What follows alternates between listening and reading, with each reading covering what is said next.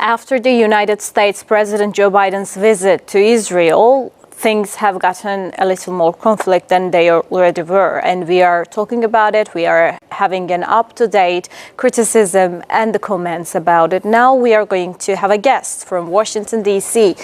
Ahmad Shahidov is here with us from Washington, D.C. He is in the United States. What I see from his behind is the United States Capitol. He is there in the mall. I would like to ask you about the latest update from there. I heard that there were protests there. How is the environment going? Yes, greetings from Washington, D.C., and thank you for having me in your program. It's almost 11 days that genocide and ethnic cleansing in Palestine continues, and Israel army conduct military operations against not only Hamas but the civilians as well. And after the bombing of hospital in Gaza, I think that the Israel has violated all international norms, and the international community keeps it silent on this brutality.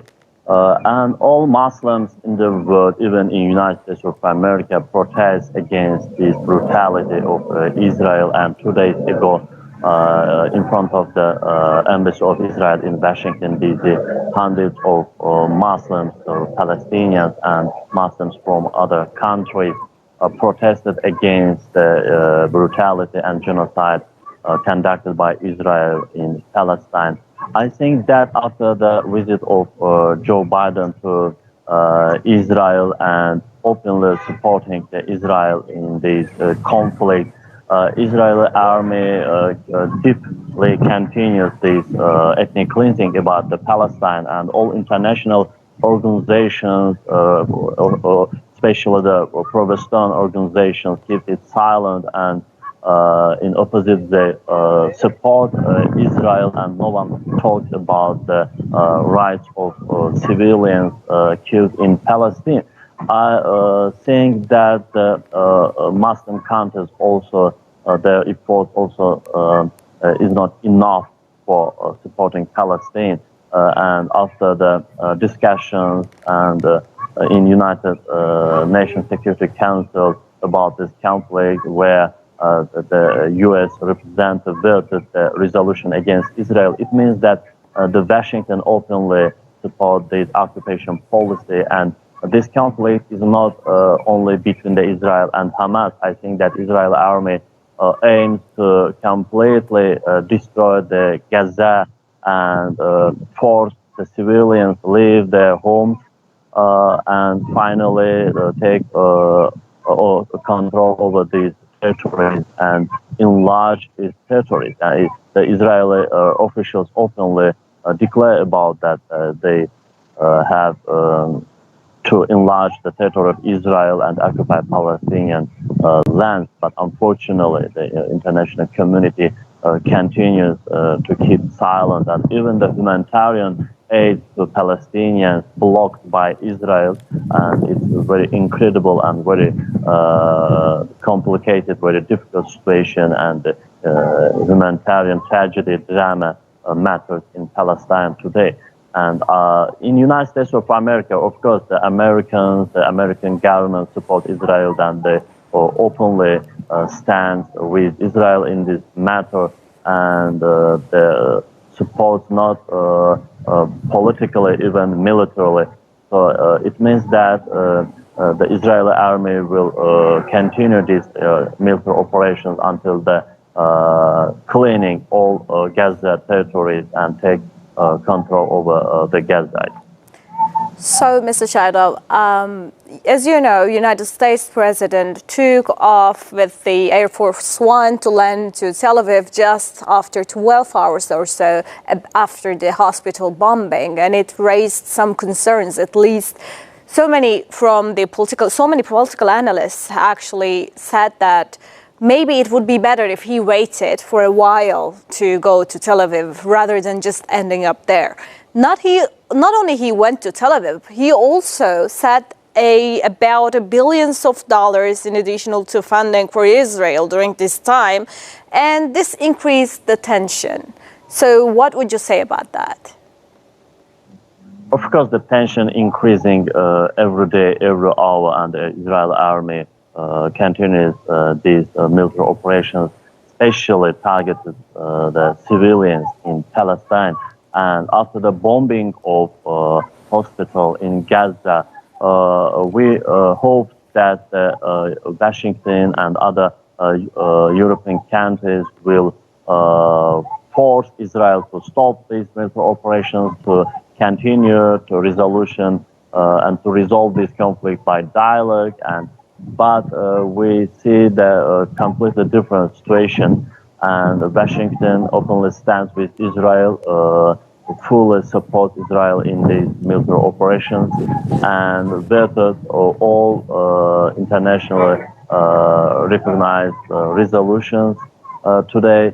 Also, international community sees very weak in this matter. Only Republic of Turkey, official Ankara, expressed its full support to Palestinian people and call both sides to suspend these military operations and clashes, and for delivering the humanitarian aid to Palestinians. But where is the other Muslim countries? Where is the other international community? Unfortunately, not only UN Security Council, even OEC, Council of Europe, European Parliament, separate European countries, they openly support Israel, and it makes Israel army to be more strong and ignore the international law, international resolutions, and continue this occupation. So it's a very complicated situation, and in Washington also they say that Israel has a so-called right to self-defense, but it's more than defense itself. It's openly occupation of Palestinian land. It's openly intervention to another country and conducting ethnic cleansing about the civilians. And the main aim, as I said before, is not only neutralize the Hamas militants. It's the main aim of Israel, the state of Israel. They clean the Gaza, to take control over these territories. After that, to unite these territories to its state and enlarge its country, enlarge its state borders. And official Washington, also President of U.S. Joe Biden, openly says about that during his appeal to American nations. Biden said that there is new page, there is new area in Middle East, and we will see new map in Middle East. It means that Washington and Tel Aviv jointly conduct this military operation there, and the target is to clean the Gaza and conduct ethnic cleansing about the civilians and take control over this territory.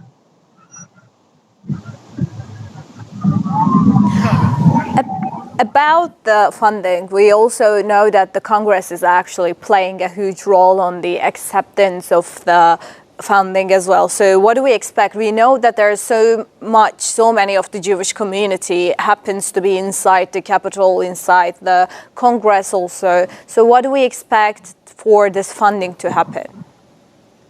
Not only in Capitol, and not only in United States, in all European countries, in all the world, the Jewish community, the Jewish organizations, they